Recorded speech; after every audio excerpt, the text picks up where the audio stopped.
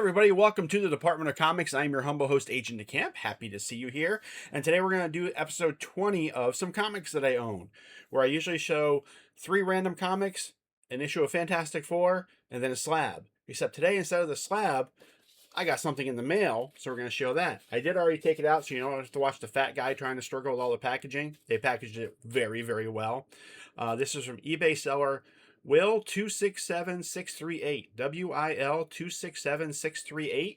I will put I'll put the name down in the description for you, along with all the other comic channels that I like to watch. And so let's get into the little show here. We're going to start off with Adventure Comics number 450, right there. This is when Aquaman was starring in the book. He fights the weather wizard here. And it's actually kind of a little bit of a bondage cover there, because you got Mira tied up and Weather Wizard's got her by the hair. I mean, he is pulling that stuff, pulling her head right up off the ground, while Aquaman's frozen in the ocean, which is kind of weird because ocean water really doesn't freeze because of the salt. But yeah, maybe the salt fell down. It's by Jim Aparo, classic DC artist. I love his artwork. Okay. The next book we have is Dark Stars number 1. This was, they were similar to the Green Lantern Corps, except they were for hire. They were a for hire security company, and you just paid them, and they took care of stuff, kind of like the Green Lanterns is, a whole group of them. So, there we go with that. The next one I have is New Avengers number 1. I believe this is volume 2 when they had the Heroic Age. This is the blank cover, but I actually got a sketch of the Carol Danvers Ms. Marvel by Amanda Connor. Right there. I stood in line for hours for this.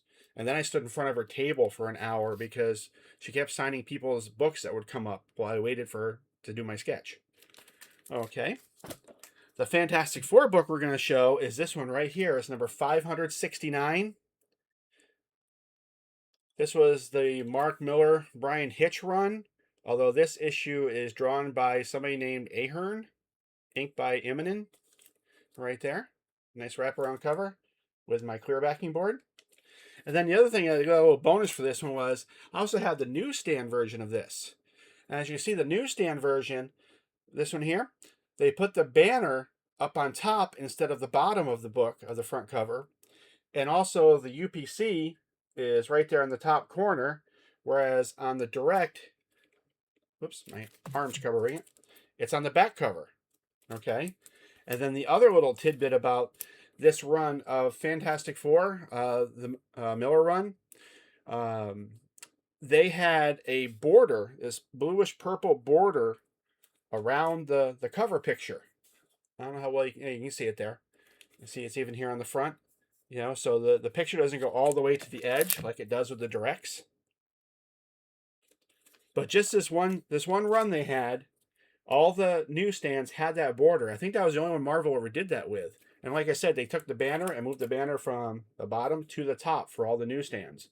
So if you're going through back issue boxes for Fantastic Fours and you come across this run by Mark Millar and you see the banner at the top, you automatically know that's a newsstand.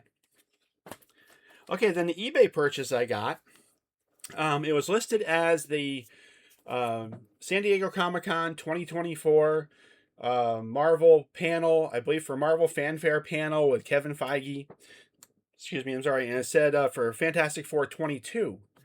So it had a beautiful cover, so I was like, sure. I bid on it, and I won it.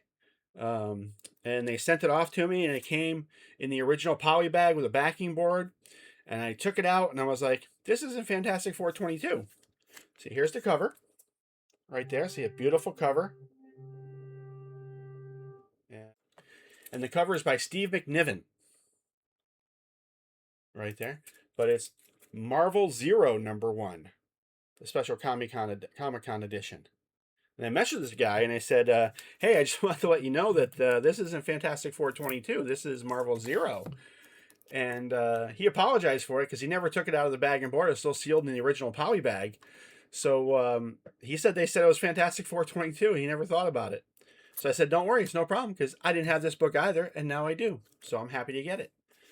So there we go. That's what we have for episode 20 of some comics I own. And don't forget to like the video if you made it this far. Subscribe to the channel if you haven't already. Refer a friend to the Fat Guy Showing His Comics on YouTube. And ring the bell for notifications if you want, because I've been trying to do them regularly, but I've been falling off a couple days every now and then. So until next time, keep reading those comics. Bye.